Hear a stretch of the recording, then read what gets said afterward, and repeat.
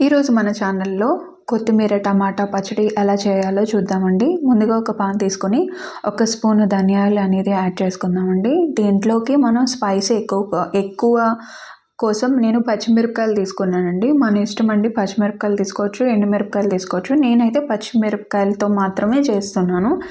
దీంట్లో మనకి టేస్ట్ పట్టి 10 వేసుకోవచ్చు, 15 వేసుకోవచ్చు, మీ ఇష్టం అండి. నేనైతే 10 నుంచి 15 మధ్యలోనే తీసుకున్నాను.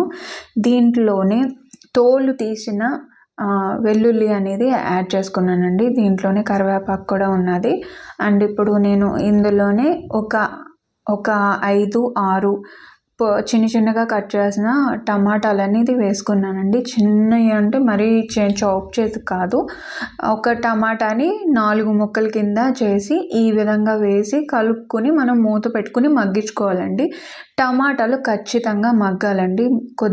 మగ్గిన తర్వాత మనం చిన్నగా కట్ చేసుకున్న కొత్తిమీర అనేది వేసుకుందాం అండి. నేనైతే 4 కట్టల కొత్తిమీరని నీట్గా కడిగి, ఎందుకంటే దాంట్లో మట్టి ఖచ్చితంగా ఉంటుంది కాబట్టి ఒక 2-3 సార్లు ఖచ్చితంగా కడిగి ఈ విధంగా చిన్నగా కట్ చేసుకోవాలండి. పెద్దగా కూడా వేసుకోవచ్చు, చిన్నగా అయితే త్వరగా మగ్గుతాయని చిన్నగా కట్ చేసి వేసానండి. ఇప్పుడు దీన్ని మూత పెట్టుకుని మనం మగ్గించుకోవాలండి. అప్పుడప్పుడు అడుగంటకుండా, మాడిపోకుండా ఈ విధంగా చూసుకుంటూ మూత పెట్టుకుంటూ మనం ఈ విధంగా కుక్ చేసుకోవాలి. ఖచ్చితంగా ఆవిరిలో మాత్రమే ఇది కుక్ అవ్వాలండి. సో ఈ విధంగా మనకి అడుగంటకుండా టమాటాలు కుక్ అవ్వాలి. అండ్ ఆకుకూర ఖచ్చితంగా ఈ విధంగా అవ్వాలన్నమాట. సో నేను టమాటా మగ్గిందా లేదా అనేది చెక్ చేశాను. ఈ విధంగా అయిన తర్వాత మనం కొద్దిగా నానబెట్టుకున్న చింతపండుని యాడ్ చేసుకుందాం అండి. ఇలా నానబెట్టుకోవడం వల్ల కొంచెం మెత్తగా అయ్యి దీంట్లో ఉన్న పులుపు అనేది బయటకు వస్తుంది కాబట్టి నేను నానబెట్టుకుని వేసుకున్నాను. నార్మల్గా కూడా మనం మిక్సీ చేసుకున్నప్పుడు వేసుకోవచ్చు. ఇప్పుడు నేను అదే చింతపండుని జార్లో వేసుకుంటున్నాను. 2 స్పూన్ల జీలకర్రని వేసుకుని ఇప్పుడు మనం ఇందాక ఫ్రై చేసుకున్న ఇవంతా మిశ్రమాన్నంతా జార్లోకి నేను షిఫ్ట్ చేసుకున్నానండి. ఈ విధంగా కంప్లీట్గా మొత్తం అంతా వేసుకున్నాను, ఎందుకంటే నేను పెద్ద జార్ తీసుకున్నాను కాబట్టి.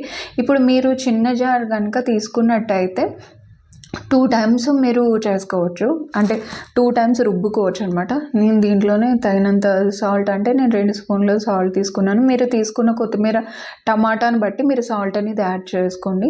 అయినా దీంట్లో సరిపోయిందా లేదా అనేది మనం లాస్ట్లో చెక్ చేసుకుందాం. సో ఈ విధంగా నేను రుబ్బేసుకున్న తర్వాత మళ్ళీ అదే పాన్లో కొద్దిగా ఆయిల్ వేసుకొని దాన్ని తాలింపు వేసుకోవాలండి. సో ఆవాలు, జీలకర్ర అనేది వేసుకున్నాను.